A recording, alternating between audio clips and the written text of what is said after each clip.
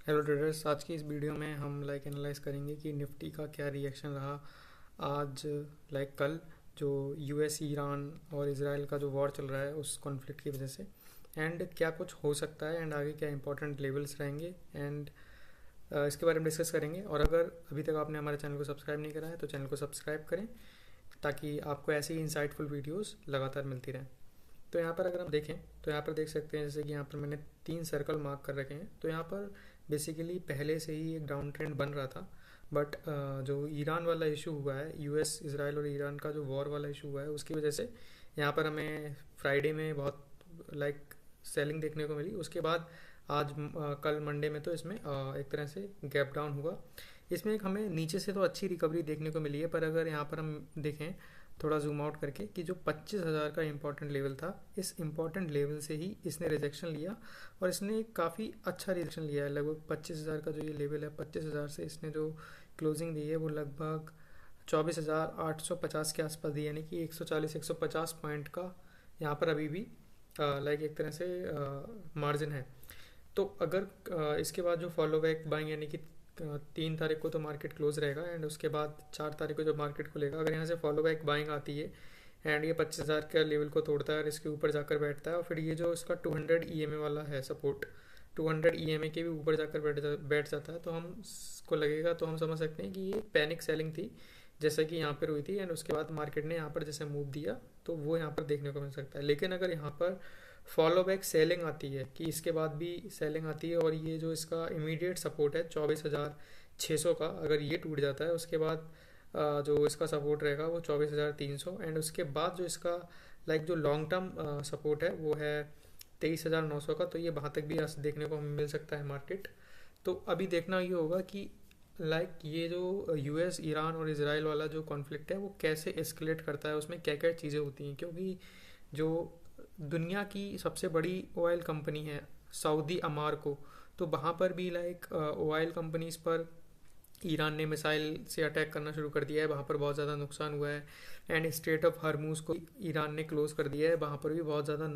एक तरह से ऑयल टैंकर्स सप्लाई ऑयल की एक तरह से रोक दी है, उसको डिसरप्ट कर दिया है। एंड निफ्टी में जो इतना बड़ा एक तरह से गिरावट आई है वो आई है रिलायंस इंडस्ट्री को। अगर हम देखें तो रिलायंस इंडस्ट्री का शेयर आज काफ़ी बड़े गैप डाउन के बाद क्रैश हुआ, और इसने लगभग अपना जो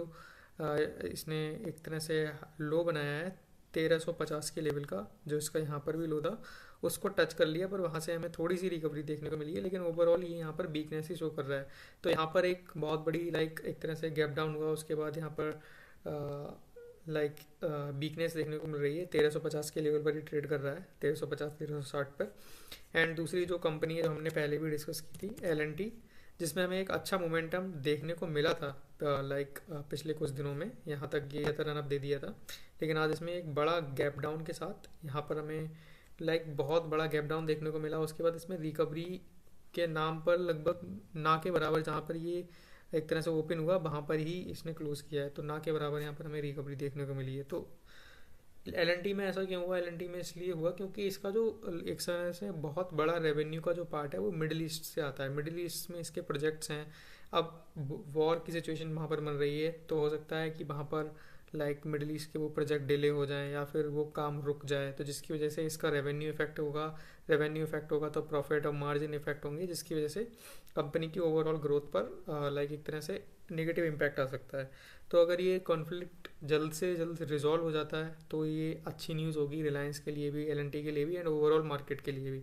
लेकिन अगर ये चलता है तो देखना होगा कि मार्केट इस पर कैसे रिएक्ट करता है, और मार्केट इस पर जैसे रिएक्ट करेगा उसके अकॉर्डिंग जो हमारी स्ट्रेटजी हैं, जो भी हमने स्टॉक्स डिस्कस किए हैं, जो भी उनके स्टॉप लॉस हैं, उसको फॉलो करना है, क्योंकि मार्केट ऊपर भी जाता है तो नीचे भी जाता है, तो इसीलिए हम स्टॉप लॉस रखते हैं ताकि हमारा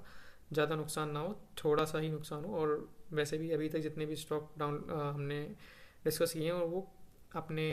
एंट्री प्राइस से काफ़ी आगे जा चुके हैं, तो अगर आप सही प्राइसिंग पर निकले होगे तो आपको प्रॉफिट ही हुआ होगा। तो ये मेरी ओवरऑल एनालिसिस है मार्केट को लेकर। अभी 4 तारीख को जब मार्केट खुलेगा उसमें क्या होता है उसके बेसिस पर हम डिस्कस करेंगे आगे किसी स्टॉक को या फिर किसी इंडेक्स को या फिर ओवरऑल मार्केट के सेंटीमेंट को।